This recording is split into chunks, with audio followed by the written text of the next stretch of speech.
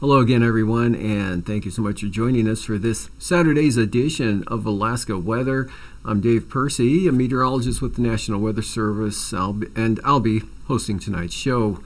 Once again, up first, we've got the fire danger chart, and no high fire danger around the state at all now. It's all under the high category with the clouds, cool temperatures, and rainfall that continue to occur across interior Alaska. So going on to the next graphic, this is showing storm total precipitation forecast for the North Slope, and that's for the period 4 a.m. Sunday morning to 4 a.m. Monday morning. And Central Arctic coast there, you can see anywhere from a half inch to an inch forecast, actually all along the Arctic coast. North Slope will be at 1 to 1.5 inches expected during that time. And you can see Ambler, also half inch to an inch there south of the Alaska or the Brooks Range. But just northeast of Ambler, you can see that yellow zone, and that signifies as much as 2 inches that forecast to fall there in the mountainous terrain of the Brooks Range. So a wet 24-hour period coming up for the North Slope as well as other areas around the state, and other areas are. Again, this is a rainfall forecast with comparative records for the southeast coast, or the southeast Alaska. And you can see that's for the period midnight Sunday to midnight Monday. Petersburg forecasting in that 24-hour period 1.63 inches. You can see if that occurs, that'll break the record of 0.92 inches set in 2014. Juneau 1.58 in the forecast, and that certainly will break the 0.89 record that was set actually way back in 1969. But Yakutat, 1.5 inches, won't break the 3.5 inch mark there that was set way back in, even I don't remember that year, 1937. Otherwise, the remaining areas there are pretty much under an inch, and the only record is Skagway with 2/3 of an inch in the forecast. That should easily break the 1/4 inch reading or amount that occurred in 1965. So moving on, satellite imagery, definitely a wet weather pattern there for the southeast coast with low pressure, both at the surface and aloft. Gulf of Alaska providing good southwest flow, and you can see that band of clouds, the brighter band extending all the way down to off the picture. West of that, some breaks showing up south of the eastern Aleutians, and some breaks also along either side of the Alaska Peninsula there in western Bristol Bay, southeast Bering Sea. Also a sunny day up at Nome, and areas of the North Slope saw some sunshine along with some sun down into the Kobuk Valley and the west central Brooks Range, but that's about it. Really, sun was not much of a factor today around the state. Cloudy, rainy, and showery conditions continued across much of interior Alaska, all the way down to the southeast coast. And frontal system south of the Aleutians there having trouble making its way northward. That due to northerly flow coming down from the Arctic there through the Bering Strait all the way down to the Pribilof Islands. And the leading edge of that northerly flow signified by that trough that's right near the Pribilofs there. So it's not a big push of north winds by any means, but the pattern keeping high pressure to the west there, which is holding that frontal system south of the western Aleutians, with the rainfall quite a ways back from the Aleutian chain. Otherwise, weak low pressure just south of Kodiak Island kept conditions wet there. Areas of rain and showers occurred again over all of southern Alaska into the Panhandle. Cool temperatures today, and just about no areas had 70, at least by mid-afternoon. Otherwise, scattered showers over the eastern interior and general areas of rain there south of the Yukon River and also over southern Cook Inlet. But dry over the Aleutians and the Bering Sea, light winds, basically an area of high pressure there, although it's not very strong, more of a lack of storminess than a presence of high pressure. And we've got low pressure there off the southern southeast coast. And even a little bit farther back there where you can see the warm front and cold front, that's going to link up with that trough, and that will create a low pressure area that's going to slide up the southeast coast. Not particularly strong, but that 1,002 millibar low will come northward, and that will put enough of a squeeze on the atmosphere due to its proximity with that 1,020 millibar high there over British Columbia. So that's expected to create small craft advisory winds along the coast of the Panhandle and possibly over the inside waters as well. I can see gusts 40 miles an hour as that comes northward, but it's not a really strong storm, but definitely you'll probably see some moderate to heavy rainfall back in this evening, continuing through tonight. Otherwise, showers, Susitna, Matanuska Valley, western Alaska Range, periods of rain, southern Kenai Peninsula, North Gulf Coast, and also some lingering showers with a 1,003 millibar low over the Yukon Flats, but the Arctic coast dry, and the western interior dry, and the Bering Sea dry, but considerable low clouds and fog, and could be some drizzle thrown in, or maybe even some light rain on the Bering Sea side of the Alaska Peninsula. And that frontal system finally nudges northward but weakens, and it should bring some light rain into the areas from Adak westward to Chimney-Attu, but winds don't look like they'll be much of a factor at all.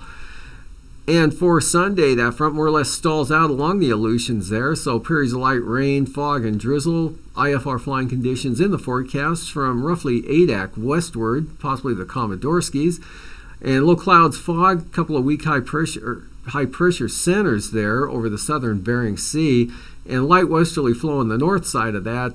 But either way, whether it's easterly on the south side of the ridge or westerly, is going to be considerable low clouds and fog across the Bering Sea right up into the Bering Strait, and then a trough will bring more rain into the western central Arctic coast, spreading possibly as far east as New Wixit, and thunderstorms breaking out over the eastern interior and will extend west-southwest along a trough axis into the western Alaska Range, northern Kuskokwim Valley, but nothing really widespread, just isolated to scattered thunderstorms in the forecast.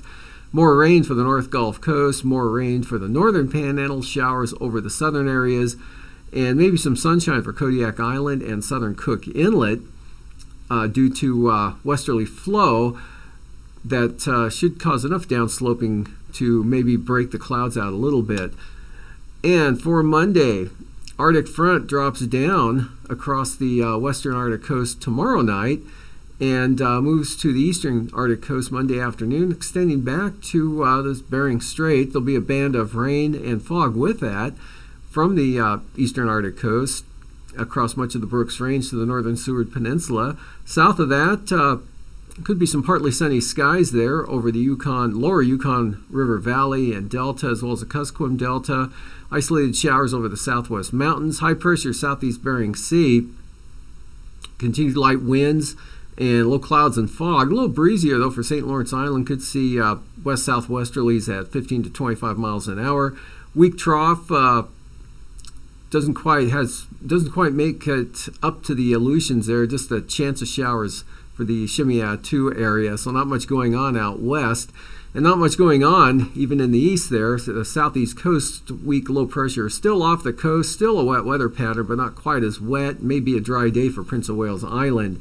Looking at the forecast lows down that way for tonight, 50 to 55, covers the entire southeast coast, near 50 at Kodiak Island, upper 40s to lower 50s, southeast Alaska, mostly in the, also for the interior, mid-30s, 35 to 40, call it for the Arctic coast to the North Slope. Highs for tomorrow, 65 to 72 possibly for the eastern interior, the Yukon Flats, but mostly in the 60s, all the way back to the southwest coast. Lower to mid-60s Bristol Bay, and 60s south central Alaska, mid-60s Copper River Basin, 50s to near 60 for the Panhandle, and warmer on the North Slope, as you can see, 40s to lower to mid-50s there.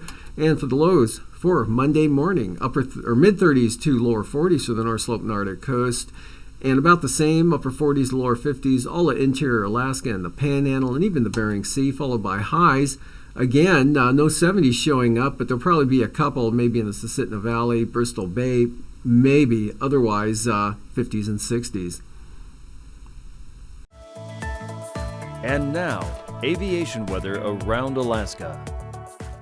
Moving on to flying weather. Sunday morning, IFR from the Bering Strait, Northern Seward Peninsula, up across the northwest coast, Kivalina, Point Hope, Cape Lisburne, and then right along the coastline there of the Arctic coast, some VFR over the central North Slope, as well as the southern Seward Peninsula and north side of the Yukon River, and then southward across the 40-mile country, areas of marginal VFR and VFR over southeast Alaska and Cook Inlet, IFR, Western Alaska Range, down across Kamishak Bay, Kodiak Island. A lot of IFR, central western Bering Sea to and eastward along the Aleutians to Adak, and mostly marginal VFR from Atka eastward to the Alaska Peninsula, where there's IFR on the north coast. IFR pretty well entrenched across the Gulf of Alaska from Kodiak Island eastward across most of the Panhandle, but marginal to the north. And northern Panhandle, especially Lynn Canal, becomes VFR in the afternoon with IFR to the south and marginal VFR along the coast. IFR, North Gulf Coast, northward across the Copper River Basin to the eastern Alaska Range. VFR, Cook Inlet and the western Kenai Peninsula, down to northern Kodiak Island, and then on up the eastern interior. It becomes more widespread. VFR all along the Yukon River Valley, right down until you get to the Delta, and then it's marginal, and IFR along the Arctic coast. And for Monday morning, IFR central Arctic coast, and then IFR along and south of the central and western Brooks Range, Bering Sea from the Bering Strait, Seward Peninsula, most of Norton Sound, Yukon Delta coast, IFR. Fox Islands, marginal, mostly marginal for the Alaska Peninsula, IFR there from Nelson Lagoon on up toward King Salmon. And Fognak Island and the Barren Islands, VFR, marginal VFR, central southern Cook Inlet, VFR to the north into the Copper River Basin. IFR, the southern three-quarters of the Panhandle with Lynn Canal Glacier Bay in the VFR zone. And for the afternoon, we've got marginal VFR, central western Arctic coast, again south through the Bering Strait, western Seward Peninsula, just about all of the central and western Bering Sea, and the entire Aleutian chain from Shimia to Nikolsky, and then most of Unmak Island, Unalaska Island, and the western Alaska Peninsula will be marginal with VFR, Kodiak Island, Bristol Bay, up across Cook Inlet again, and marginal VFR for the central southeast coast, IFR along the south coast of the Kenai Peninsula. Passes Anatuvik, marginal VFR to start, becoming VFR. Adigan, just go VFR the entire day there, both entrances, and Lake Clark and Merrill, IFR becoming marginal in the afternoon, rainy, occasionally marginal throughout the day, and for windy, occasional marginal VFR there as well for that pass. Isabel, marginal VFR becoming VFR, probably just before noon through the afternoon. Mentesta, the other way, VFR becoming marginal VFR, and for Tanita, VFR. Portage, marginal VFR becoming VFR, but marginal lower conditions probably holding on the eastern entrance. Chilkoot and White starting out marginal, and then VFR. Freezing levels, 2,000 feet just north of the Arctic coast, with 4,000 feet right across the central coast and 6,000 feet down into the Kobuk Valley. And 6,000 to 8,000 feet central interior, south central Alaska, Cook Inlet, 6,000 feet, and then 10,000 to 12,000 over the Panhandle, as well as the central Bering Sea. Icing with moisture moving in, could be some considerable moderate rime icing, eastern North Gulf Coast and the southern Panhandle, as well as possibly that system dropping into the western North Slope and Arctic coast, central side there. Could be some considerable moderate rime icing there as well. And then out west, just a slight chance with that weakening boundary pushing some moisture up. So there's a threat of some light rime icing out over the central and western Aleutians. Jet stream, upper level low there in the Arctic, so strong 120 knot jet along the Russian Far East coastline there. Drops off to about 40 knots by the time it reaches the eastern Arctic coast, and then another branch splits there north 70 just west of Nunavak Island, and the 100 knot jet right into the Panhandle. 9,000 feet, southerlies 40 to 45 knots across the southeast coast. Pretty light over the interior, picking up a little bit there, 40 knots out of the northwest or west-northwest approaching the western Arctic coast. Turbulence, look for light Tyson and moderate chop, the Panhandle, western Aleutians, and northwest coast. Welcome to another edition of Alaska Weather Facts. I'm meteorologist Dave Snider, and joining us once again is our good friend Eric Stevens from GINA, the Geographic Information Network of Alaska. He is here and has been here many times to talk to us about weather satellites and how those can help Alaskans understand our weather, how we can do better detection, keep more people safe from things even like volcanic ash. But today, Eric, you're going to talk to us a little bit more about weather satellites and how that can keep Alaskans safe and protect our property from wildfire, right? That's right, Dave. Today's topic is where there's smoke, there's fire. And thanks for having us back again to Alaska Anytime. Weather. Well, weather satellites have a lot of different instruments on them. It turns out that the electromagnetic spectrum has a lot going on in it, and only one part of that is visible light, what we see. Right. Weather satellites, of course, report that. Today's topic is wildfires. There are some people who say that in Alaska in the summertime you don't have severe weather.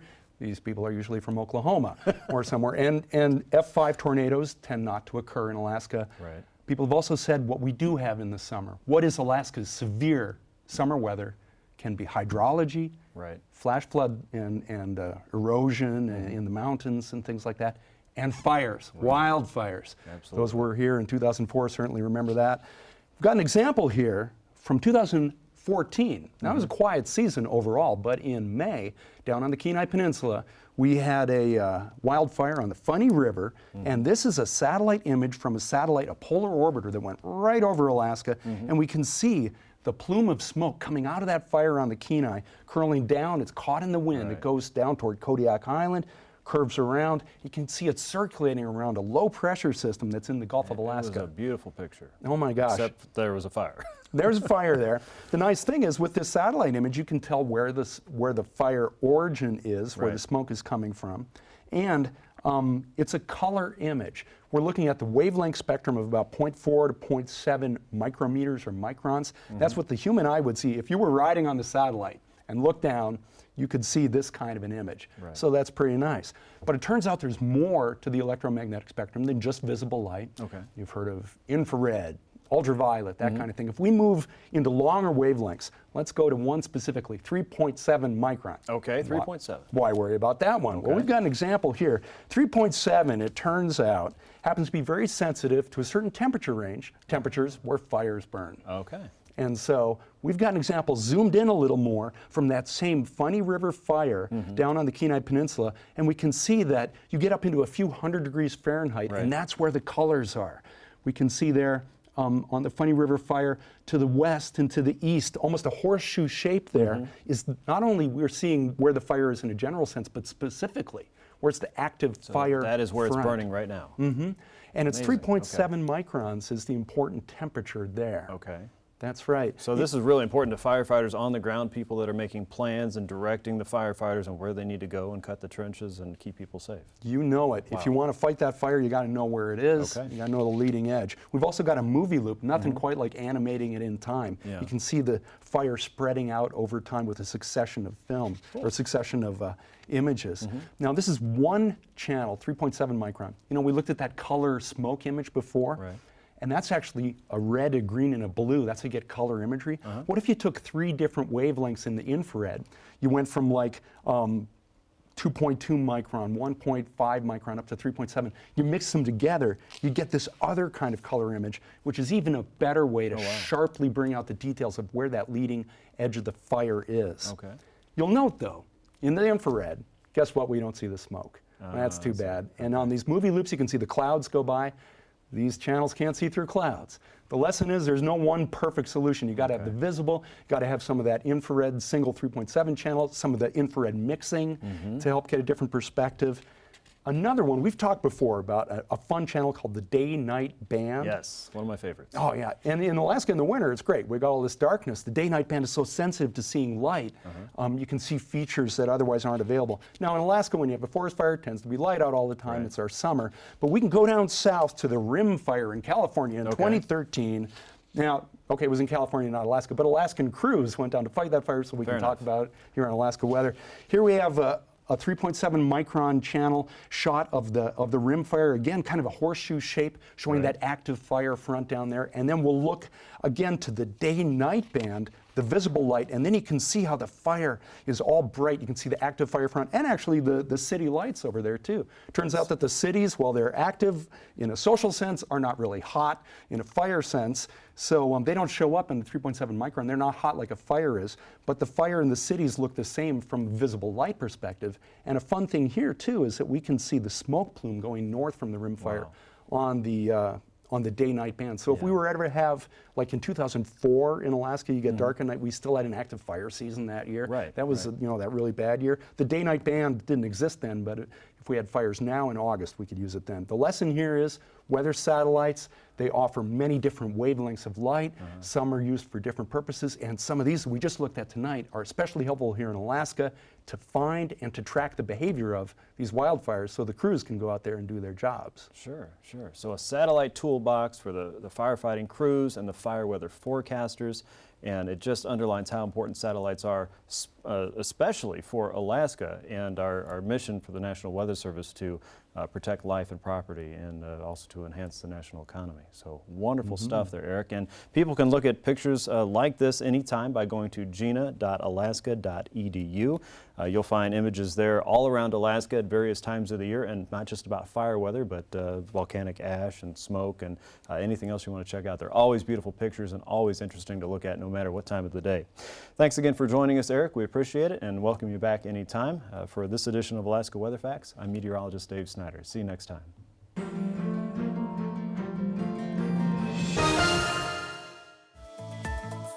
And now, marine weather around Alaska. Welcome back. Today's sea ice analysis, again, not much different from yesterday there. Still slowly melting, but real slow there west or east of Wrangell Island. And that area trying to expand past Kaktovik, the open water area from Mackenzie Bay there along the extreme eastern Beaufort Sea coast. And slow changes, slow melting expected for the next 5 days. Coastal water forecast, south coast of the Panhandle, southwest winds 15 to 20 knots with 9-foot seas, and then south-southwest 20 knots with 8-foot seas on the north coast.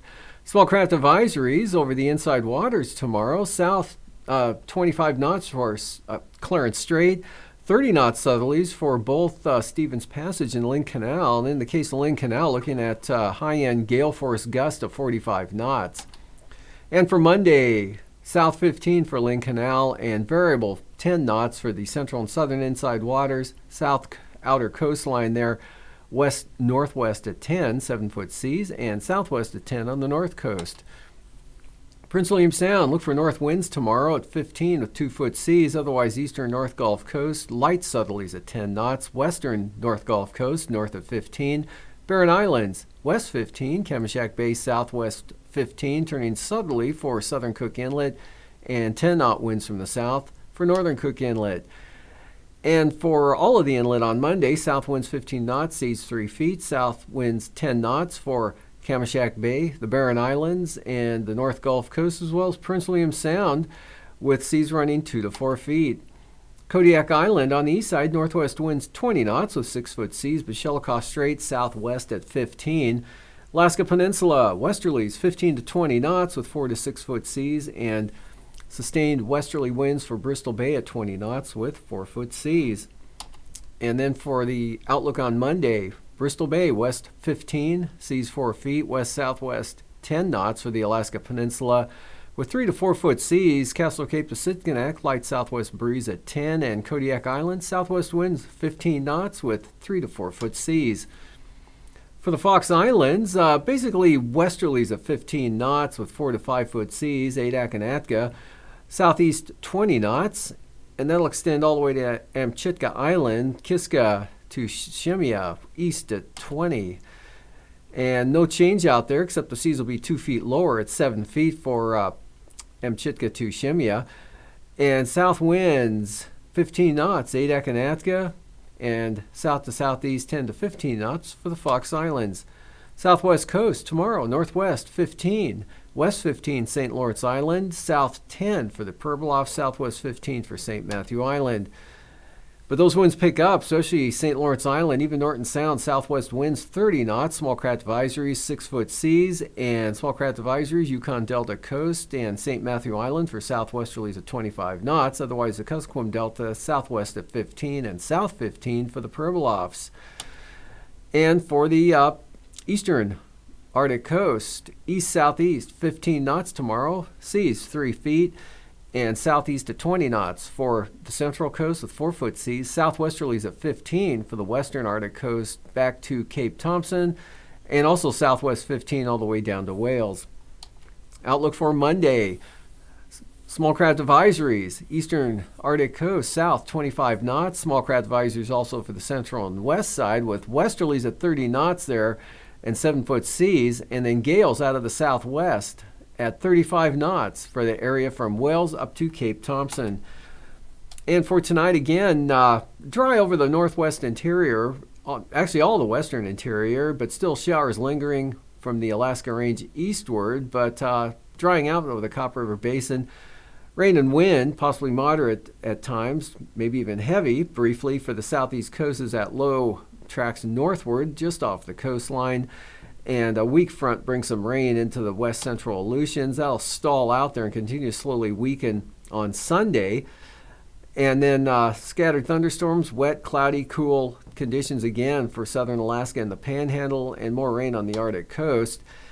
And not much going on out west, and an Arctic front will drop some rain into the northern and northwest interior areas on Monday with showers over the Panhandle, cloudy and cool once again over the remainder of the state, with showers most concentrated along that trough from the Upper Tanana Valley down in toward the Susitna Valley. These forecasts are for planning purposes only. Call 1-800-WX-BRIEF for a formal pre-flight briefing. Always file a flight plan before you go flying. The U.S. Coast Guard Auxiliary urges you to leave a float plan with a friend or the harbor master before you go boating.